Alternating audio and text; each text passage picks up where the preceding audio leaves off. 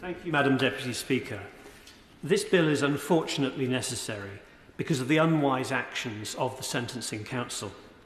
While the Lord Chancellor is right to bring this bill forward, she only did so at the very last moment. It was on Monday 31st March, mere hours before those guidelines were due to come into force, that the Sentencing Council was forced to perform a U-turn. Those guidelines would have led to a two-tier justice system in England and Wales. Now, the Sentencing Council didn't withdraw those guidelines out of wisdom or principle. They did so because they were caught out.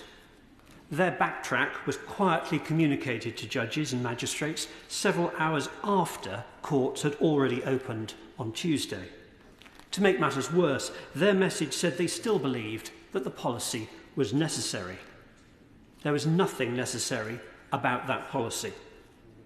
Under the proposed guidelines, judges and magistrates were told that pre-sentence reports should normally be required when sentencing individuals from ethnic, faith or cultural minority groups. And what about those who are white, male and not part of a specified minority? They would not have fallen within this description. The implication was clear. Defendants will be treated differently, not based on their actions or the harm they've caused, but based on their identity. And that is wrong. And it was only after the intervention of my right honourable friend, the Shadow Justice Secretary, that the Lord Chancellor rightly took action. Race, culture and religion should never determine whether you go to prison or not. The Lord Chancellor said she was willing to legislate to stop this travesty if the Sentencing Council refused to back down. And that is what we're now doing.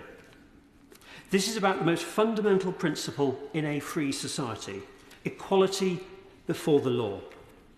The question we must now ask ourselves is how the Sentencing Council got this so badly wrong, and judging by the comments of Lord Justice Davis, would continue to get wrong.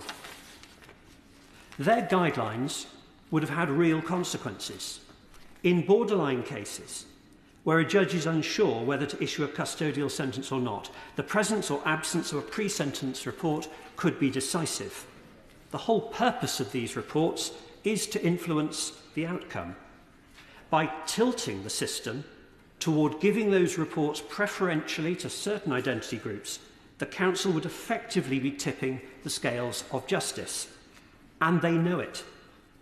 Baroness Faulkner, Chair of the Equalities and Human Rights Commission, has warned that the guidelines may violate the Equality Act. If we allow sentencing outcomes to be guided by race, faith or cultural identity, we abandon the core British principle that the law applies equally to all of us. I agree with the Lord Chancellor that we should pass this legislation to override this guidance. But I ask her, how confident is she that we won't face a similar situation again? I would like her to go further and ensure that Parliament is given oversight of all future sentencing guidance. We must put into law the principle that no factor like race, religion or cultural minority status should ever influence sentencing procedures. Justice, Madam Deputy Speaker, must remain blind, not selectively blinkered. If we lose equal justice, we lose the foundation of a free society.